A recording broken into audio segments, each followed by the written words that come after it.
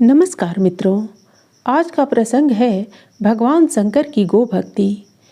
मित्रों, देवाधिदेव महादेव भगवान शंकर पशुपति कहे जाते हैं। पशुनाम पतिम पापनाशनम परेशम। उन्हें गौवें इतनी प्रिय हैं कि वे गायों के ही साथ रहते हैं। उनका वाहन वृषभ राजनंदी है।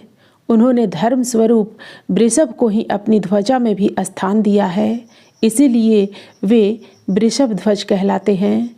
भगवान शंकर को तपस्या करना अति प्रिय है और वे तपस्या भी गौओं के साथ रहकर ही करते हैं, क्योंकि गौएं समस्त तपस्वियों से बढ़कर हैं।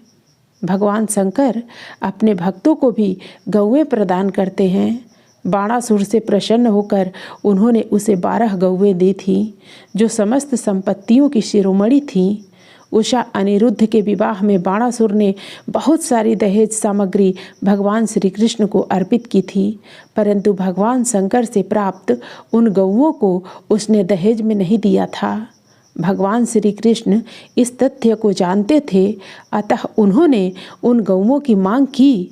तब बाणासुर ने भगवान शंकर के कहने पर उन्हें गौएं समर्पित कर दीं। भगवान शंकर की गो भक्ति अद्भुत है। उन्होंने स्वयं नील वृष के रूप में गो माता सुरभि के गर्भ से अवतार लिया। स्कंद पुराण के नागर खंड में इसकी कथा इस प्रकार आती है। एक बार भगवान शंकर से ब्रह्मा तेज संपन्न ऋषियों का कुछ अपराध हो गया, जिससे उनका संपूर्ण शरीर ब्रह्मा तेज से जलने लगा।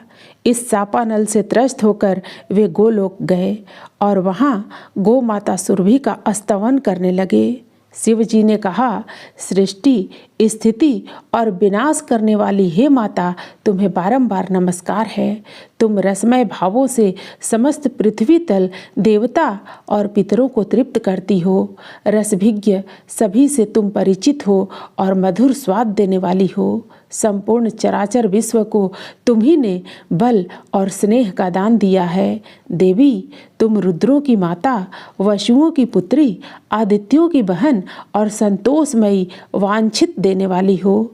तुम ही धृति, तुष्टि, स्वाहा, स्वधा, रिद्धि सिद्धि, लक्ष्मी, धारणा, कीर्तिमती, कांति, लज्जा, महामाया, श्रद्धा और सर्वार्थ साधनी हो। हे अनघे, मैं प्रणत होकर तुम्हारी पूजा करता हूँ। तुम विश्व दुख हारिणी हो, मेरे प्रति प्रसन्न हो। हे अमृत संभवे, ब्राह्मणों के शापानल से मेरा शरीर दग्ध हुआ जा रहा है, तुम उसे शीतल करो। इतना कहकर भगवान शंकर ने माता सुरभि की परिक्रमा की और उनकी देह में प्रवेश कर गए। गो माता पवित्र ब्राह्मणों का ही दूसरा रूप है, अतः उनका शाप गो माता पर प्रभावी नहीं हुआ और भगवान शंकर के शरीर की जलन शांत हो गई।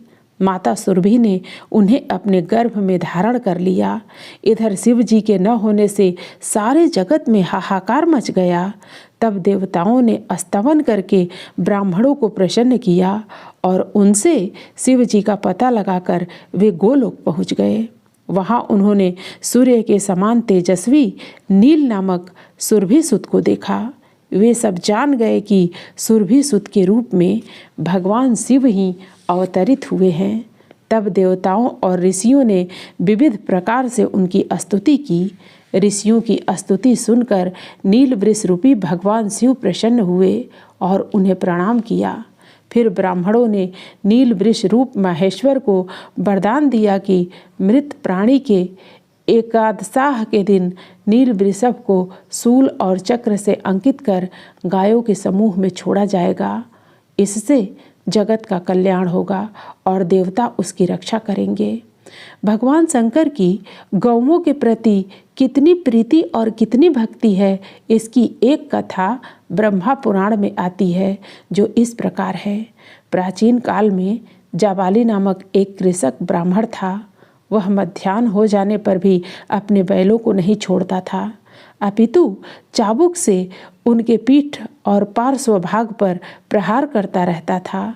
इस प्रकार उसके द्वारा पीड़ित और आंसू भरे नेत्र वाले बैलों को देखकर जगन माता कामधेनु गौ ने भगवान शंकर के वाहन वृषभराज नंदी से अपने पुत्र रूप बैलों की इस करुण कथा को कहा।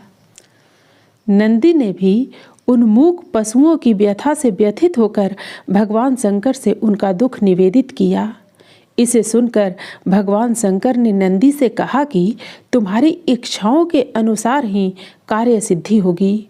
नंदी ने भगवान शंकर की आज्ञा से संपूर्ण गो समूह को ही छिपा दिया। इस प्रकार गो समूह के अदृश्य हो जाने पर स्वर्ग और मृत्यु लोक में खलबली मच गई। देवताओं ने शीघ्रता से ब्रह्मा जी के पास जाकर कहा कि गौओं के बिना हम सब कैसे जी सकते हैं।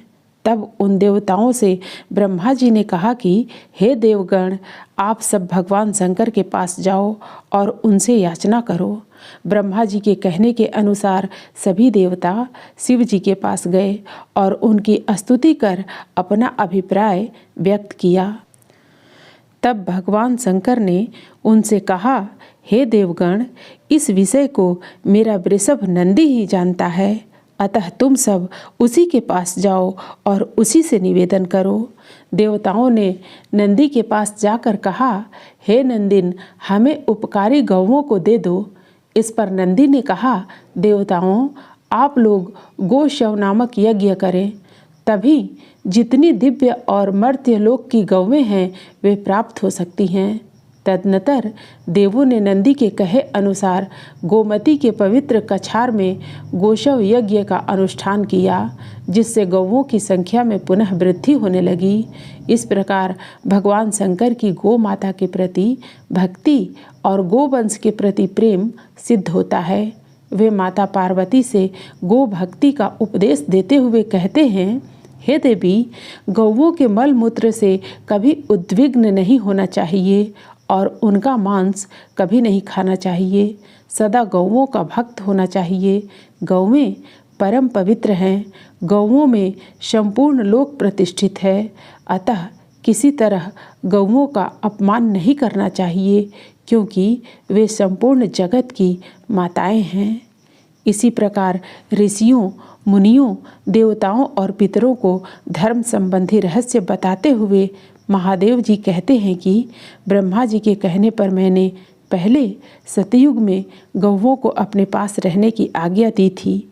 इसलिए मेरी गौओं के झुंड में रहने वाला वृषभ मुझसे ऊपर मेरे रथ की ध्वजा में विद्यमान है। मैं सदा गौओं के साथ रहने में ही आनंद का अनुभव करता हूँ, अतः उन गौओं की सदा ही पूजा करनी चाहिए। मित्रों, फिर मिलते हैं अगली प्रस्तुति में नई कहानी के साथ। धन्यवाद।